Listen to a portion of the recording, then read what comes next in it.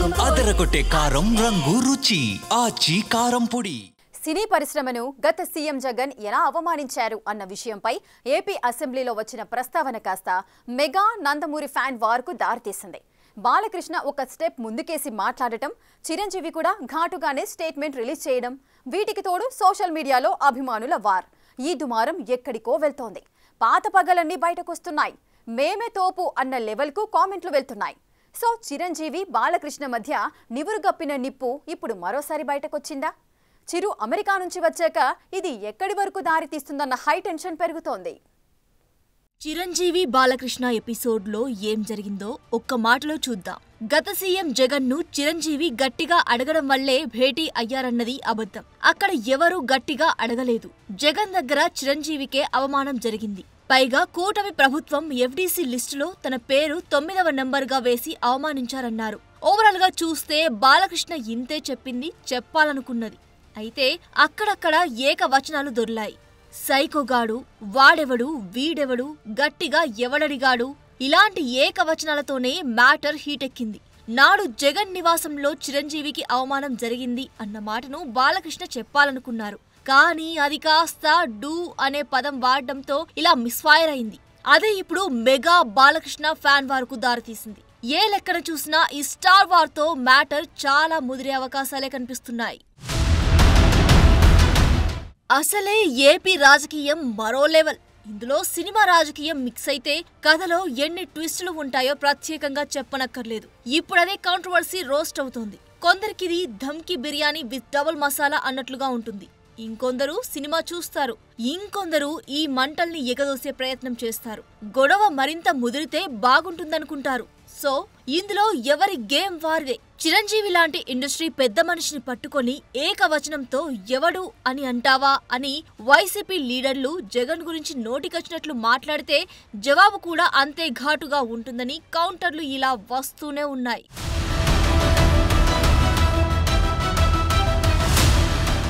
చిరంజీవికి నాడు జగన్ నివాసంలో జరగని అంశంలో అసెంబ్లీలో గొప్పగా చెబుతున్నారని, కానీ తనను మాత్రం ఎఫ్డీసీ లిస్టు తయారీ విషయంలో 9వ పేరుగా పెట్టి అవమానించారని బాలకృష్ణ ఫీల్ అయ్యారు. సినిమాటోగ్రఫీ శాఖ జనసేన వద్ద ఉంది.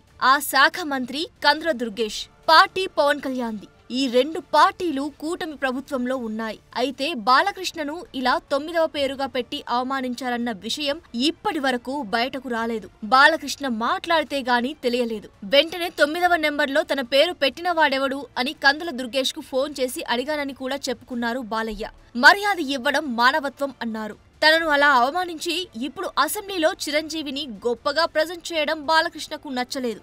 అది జరిగిన మ్యాటర్. అందరూ ఇండస్ట్రీ కలవడానికి వెళ్ళినప్పుడు సైకో గారిని చిరంజీవి గారు గట్టిగా అడిగితే అప్పుడు ఈయన వచ్చాడంది అబద్ధం. గట్టిగా ఎవరు అడగలేదు. అక్కడ మీరు అన్నారు ఇందాక ఏదో గట్టిగా అడిగితే ఈయన వచ్చాడు మళ్ళీ కలవడానికి, లేకపోతే ఏదో సినిమాటోగ్రఫీ మినిస్టర్ కలవమన్నారు అని అడిగినా అండి. అవి మిగతా ఓకే, అవమానించడం ఆయన ఓకే.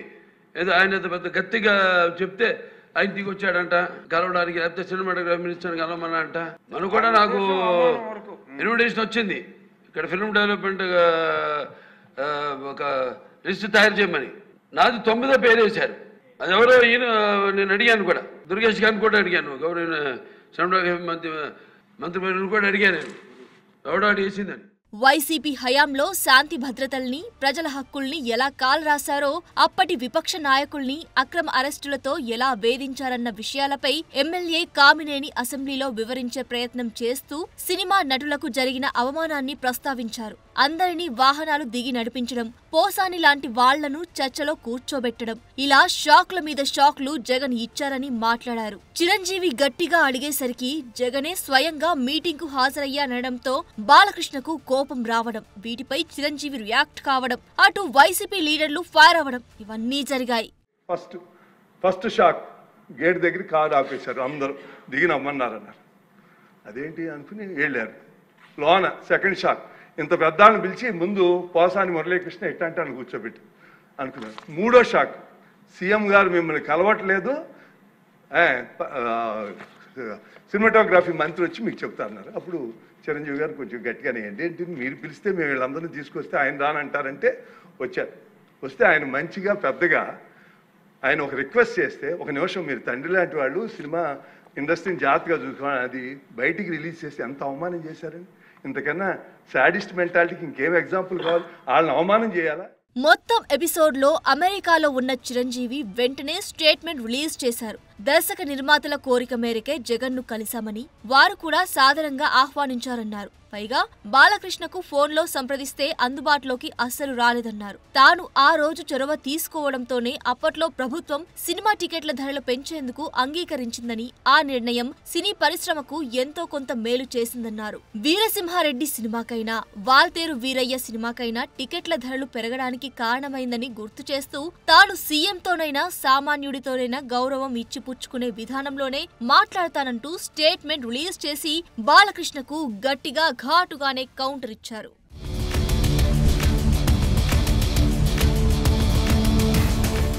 అసలు 80 ఏళ్ల వయసులో కామినేని శ్రీనివాస్ మంత్రి పదవి కోసం పచ్చి అబద్ధాలు మాట్లాడారని మాజీ మంత్రి పేర్ని నాని ఫైర్ అయ్యారు. అటు బాలకృష్ణ మాట్లాడిన మాటల్ని కూడా తిప్పికొట్టారు.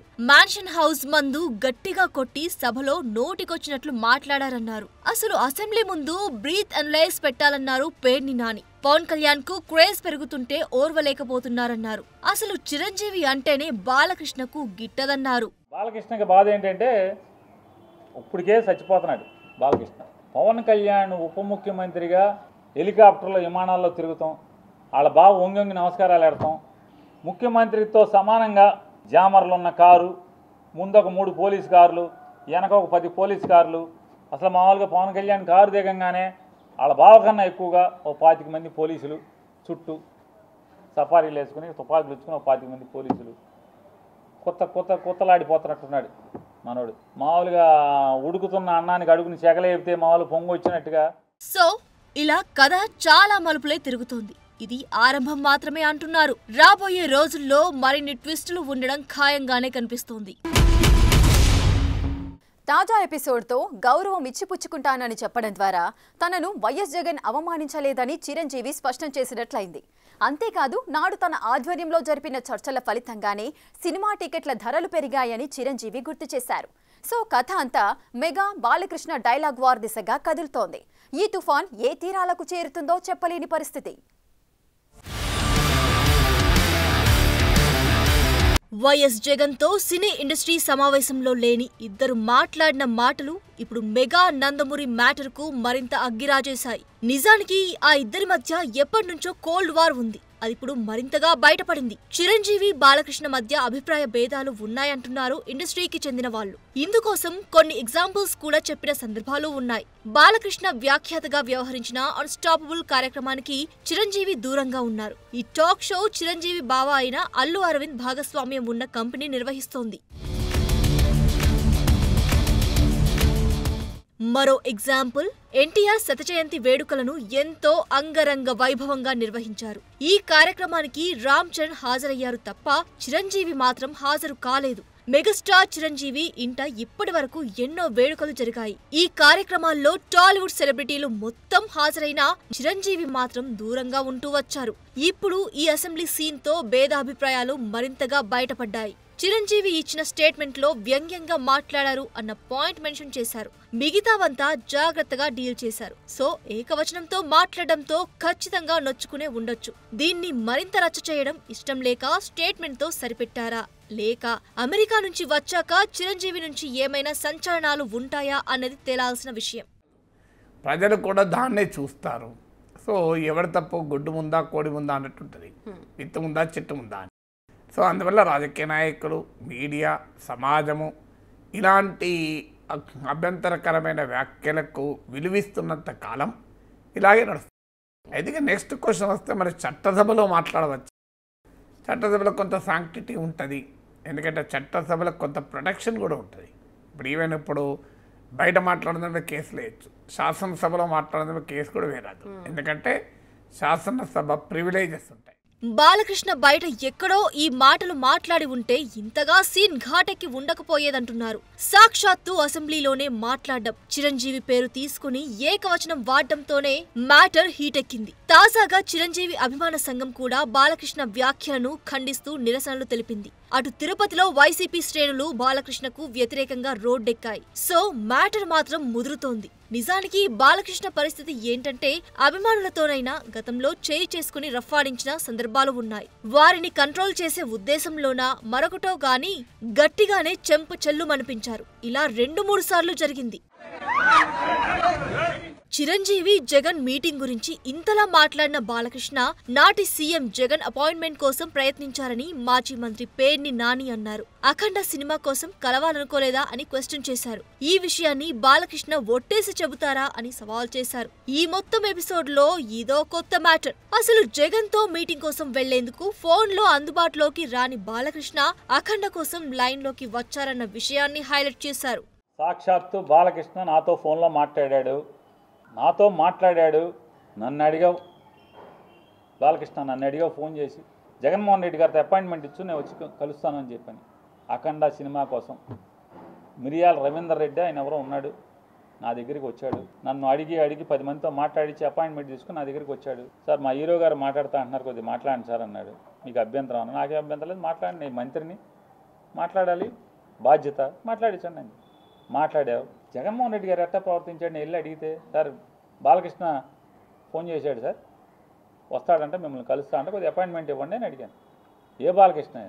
చంద్రబాబు నాయుడు బామ్మర్ది. అవునండి, ఆయన బామ్మర్దే. మన దగ్గరికి ఎందుకు, ఏం పని ఏంటి అంటాను. అఖండ సినిమాకి లీనియంట్గా ఉండాలంట. వాళ్ళు బ్లాక్లో అమ్ముకుంటారు టికెట్లు, ఎక్కువ షోలు వేసుకుంటారు, బాగా సినిమాకి ఎక్కువ ఖర్చు అయిందంట, కాబట్టి చూడండి పొమ్మని అడుగుతున్నాడండి.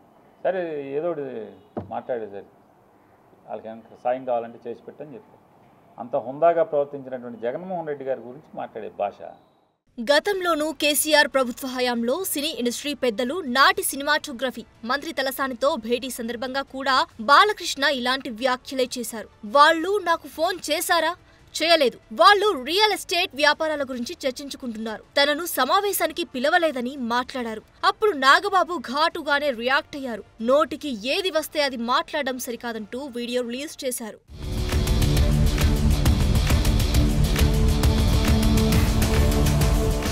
బాలకృష్ణ సినీ ఇండస్ట్రీలో అడుగుపెట్టి 50 ఏళ్లు పూర్తయిన సందర్భంలో ఓ ప్రశ్నకు బాలయ్య జవాబు ఇచ్చారు. తనకు చిరంజీవికి ఏమైనా విభేదాలు ఉన్నాయా అని అడిగితే తమకు ఎప్పుడూ ఎలాంటి సమస్యలు రాలేదని, ప్రతి ఒక్కరూ తమ సొంత పనుల్లో బిజీగా ఉన్నామన్నారు. 80-90ల్లో బాలయ్య చిరంజీవికి టఫ్ కాంపిటీటర్. వాళ్ళిద్దరి సినిమాలు 38 సార్లు రిలీజ్ లో క్లాష్ అయ్యాయి. చిరంజీవి మూవీస్ 23 సార్లు విజయం సాధించగా బాలకృష్ణవి 11 సార్లు హిట్ అయ్యాయి. 4 సార్లు ఇద్దరి సినిమాలు ఫ్లాప్ అయ్యాయి. సో వీరిద్దరూ రెస్పెక్ట్ చేసుకుంటారు. కానీ ఇండస్ట్రీ పోటీ, ఫ్యాన్ రైవల్రీ వల్ల కొన్ని ఇష్యూస్ వస్తుంటాయి. ఇప్పుడు కూడా అదే జరిగింది. బాక్స్ ఆఫీస్ వార్స్ ఎప్పుడూ హాట్ టాపిక్ గానే ఉంటుంది. కానీ ఇప్పుడే కాస్త డైరెక్ట్ వార్ కి దారితీసింది. బాలకృష్ణ తనకు అవమానం జరిగిందని ఫీల్ అవడం ద్వారానే ఈ సమస్య వచ్చింది. నిజానికి ఇలాంటి సమస్యలు వచ్చినా అప్పట్లో అంతర్గతంగా చర్చించుకున్నారు, బయటకు రాలేదు. కానీ ఇప్పుడు కథ మారింది, అంతే.